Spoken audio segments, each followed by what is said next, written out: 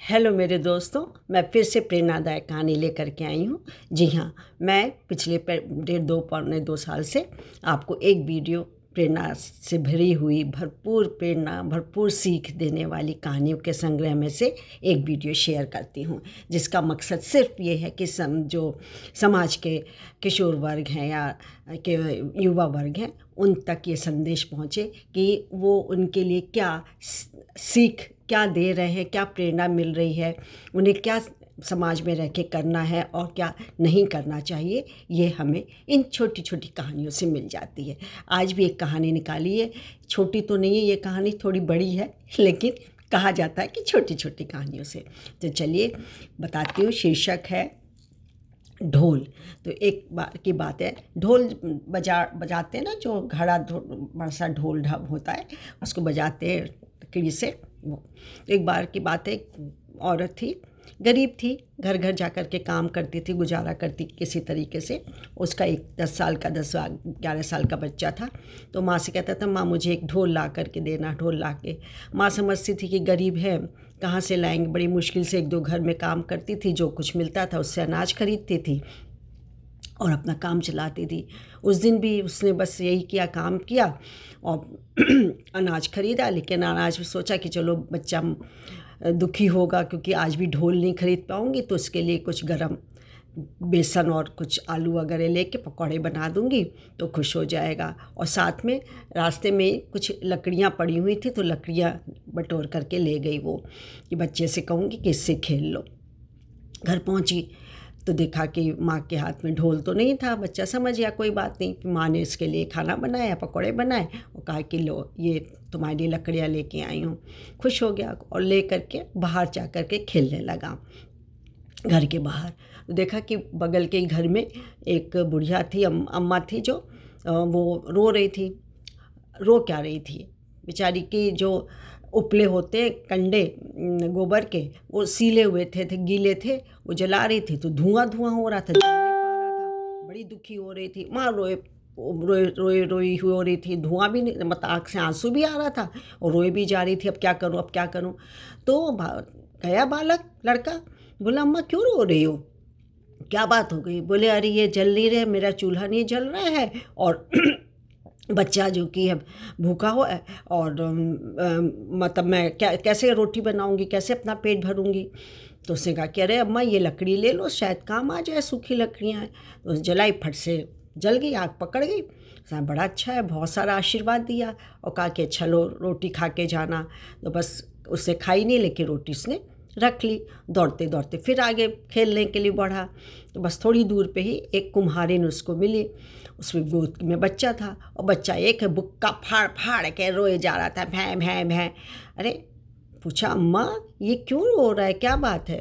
बोले कि क्या करूं, घर में 2 दाने भी नहीं है, अनाज भी नहीं, कुछ नहीं है, 2 दिन से बच्चा भूखा है, अब क्या करूं, समझ में भी नहीं आ रहा है।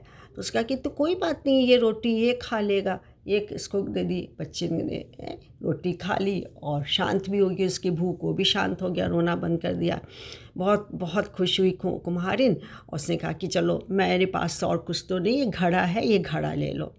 तो घड़ा ले लिया खुशी खुशी। चलो आगे पहुंचा तो एक नदी मिली। तो वहाँ पे क्या हुआ कि एक धोबी और धोबिन थे, दोनों आपस में किचकिच कर रहे थे, लड़ रहे थे, खूब आपस में खूब झगड़ा कर रहे थे। तो उससे पूछा अरे भाई आप लोग क्यों लड़ रहे हैं ऐसे, तेज तेज क्या बात हो गई है, मुझे भी बताओ ना।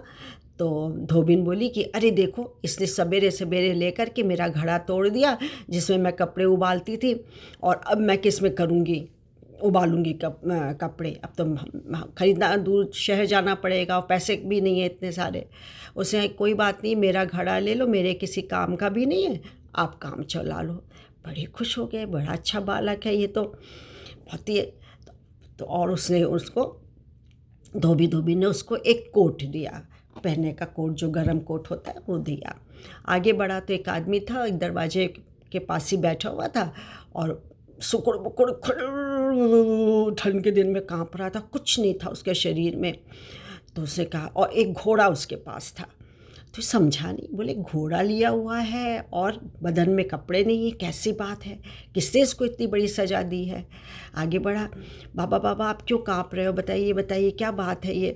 तो उसने कहा कि अरे क्या बताऊँ, मैं आ रहा था अपना काम करके और ये मेरे राजा का घोड़ा भी है और घुमा फिरा के आ रहा था और रास्ते में लुटेरों ने लूट लिया और यहाँ तक कि मेरी कमीज तक जो कि उन्होंने उतरवा ली और मेरे पास राजा का जो भी उगाही करने का धन था वो भी मुझसे छीन छान करके ले गए। तो बोले अच्छा कोई बात नहीं है, आप मेरा ये कोट पहन लो, आप ठंड से काँप रहे हो, आप मेरा कोट ले लो। उसे कोट दे दिया, बहुत खुश हुआ। बोले अच्छा चलो ठीक है, तुम ये घोड़ा रख लो, उसके बदले में। ले लिया उसने घोड़ा, उसको तो बड़ा मज़ा आ गया घोड़ा ले करके। आगे थोड़ी दूर पहुंचा और पहुंचा तो वहाँ पे बारात जा रही थी। बारात में सारे लोग जो नाते रिश्ते संबंधी अड़ोसी पड़ोसी सब थे, उदास थे, क्या करें, उदास बैठे हुए थे। तो उसने जा कर के पूछा कि भाई क्यों आप लोग उदास क्यों हैं, आप लोग नाच गाना क्यों नहीं कर रहे हैं, बारात जाती है तब तो लोग खूब धूम धड़ाका करते हैं। उसने क्या बताएं कि जिस घोड़ा ही नहीं है, सारे लोग तैयार हैं, दूल्हा का भी मुंह लटका हुआ तो है, लेकिन वो क्या करें, सारे लोग तैयार हैं, लेकिन हमारा जिसको घोड़ी लेने के लिए भेजा था, घोड़ा लेने के लिए, वो अभी तक लौटा नहीं है, टाइम निकला जा रहा, करें तो करें क्या। तो उसका कोई बात नहीं, आप ये घोड़ा ले लो और काम चला लो, मेरे तो घोड़ा किसी काम का है भी नहीं। उसे घोड़ा ले लिया, ते खुश हुए, टाइम से मिल गया सब। बोले तुम बहुत अच्छे बच्चे हो और तुम बताओ कि तुम क्या लेना चाहते हो हम लोगों से इनाम। दूल्हा जो था उसके पिताजी ने कहा तुम क्या लेना चाहता। बोला कुछ भी नहीं। अच्छा आप लोग इतना ढोल बजा रहे, मुझे एक ढोल दे दीजिए। तो उन्होंने खुशी खुशी उसको ढोल दे दिया। तो अब देखिए अरे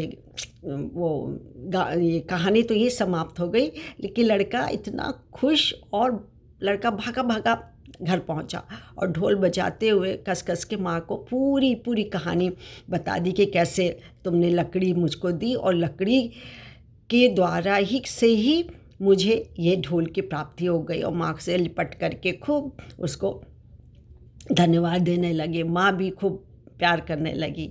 अब क्या है, इस कहानी से हमको ये कहानी बड़ी है, शिक्षा बहुत उत्तम है, बहुत अच्छा है कि आप निस्वार्थ त्याग और सत्कर्म घूम फिर कर हमारे सामने आते हैं। आपने बिल्कुल अनकंडीशनल कोई काम किया हुआ है, कोई आपने उसके अंदर शर्त नहीं रखी या भावना नहीं है, तो निस्वार्थ हार का त्याग भी हुआ और सत्कर्म घूम करके फिर से हमारे पास ही सामने आते हैं। उनका लाभ हमें ही मिलता है और किसी को नहीं मिलता। जिसने किया है, हमने किया तो हमें को ही मिलेगा। इसलिए मैं कहती हूँ कि अच्छे कर्म करते रहिए और भगवान हमेशा हमारा भला ही करता है।